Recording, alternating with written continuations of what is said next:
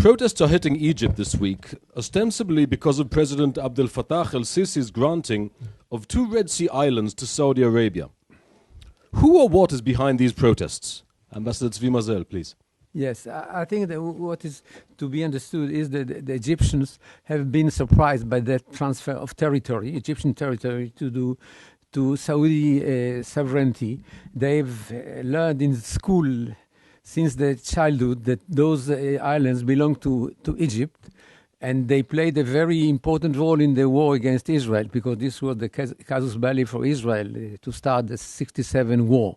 Now, out of the blue, everything is changed, and those very cherished islands are now are going to be part of Saudi Arabia. The Egyptians don't like it absolutely, and immediately many important people, but especially probably Islamists that would like to destabilize Fatah, used it to organize some demonstration against him. But not only that, what I have remarked, I try to find who is the other side, not only the Islamists. We should understand that in Egypt there is still a nursery school led by a few people. Amongst them, the most important is Mustafa al-Bakri. He is the leader of those people, those parliamentarians and other people who are demonstrating against Abdel Fattah al-Sisi. So, Islamists and the Nazarite school, they are working against it, but the people are very embarrassed. What is the truth about all this? Since we know that, at least according to maps and books, since the 15th century, those 2 islands belong to Egypt. It was known, understood. So it's a big change. And also it came against the backdrop of the fact that everybody knows that Saudi Arabia is now very important for Egypt, and they need the money of Saudi Arabia. So they think that after all, Abdel Fattah al-Sisi, that very strong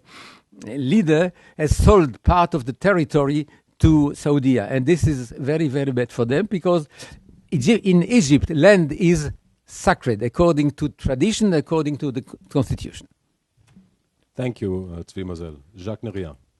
Well, basically, this might be the ceding of those islands to Saudi Arabia might be one of the most ill-made decisions of President Sisi.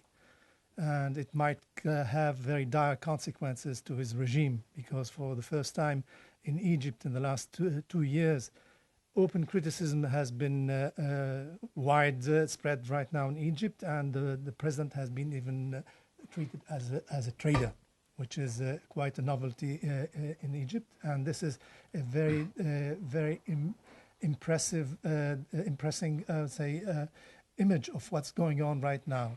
And it adds to different decisions made by this present regime, ill-made decisions concerning, first, if we take the issue of Giulio Regeni, the Italian student who was killed supposedly by the Secret Service, and then the Egyptian strange behavior concerning the Russian plane, denying anything at the beginning, and even after having been proved that there was a bomb that was planted in the plane.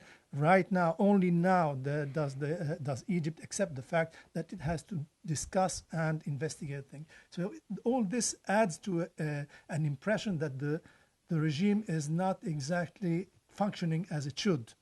It's not in danger right now, but in fact it is really facing dire consequences of what's going on right now. Thank you, Jacques. Yossi Kuperwasser, please. Well, I think that it might be that President Sisi underestimated the kind of popular reaction and popular resistance to this move. But one has to understand that from Sisi's point of view, he was motivated by 2 elements that he's trying to sell to the Egyptian public in order to convince them that even though they are unhappy with this decision, they have to realize that there is some logic behind it. And first is he has done it because he was suffering a very difficult economic situation. And he was able in return to get a very considerable amount of money that would enable Egypt, that suffers from the lack of income from tourism, the declining oil prices, all of that has to be mitigated in one way or another, and this was a way to do that. And secondly, this is a move that is a manifestation of the willpower of the pragmatic axis in the pragmatic camp in the Arab world to stand against radical elements and to form some strong coalition against Iran, against Sunni radicals, and that is the purpose behind it. And I think that definitely the people who stand behind this protest are those who are trying to weaken the pragmatist axis.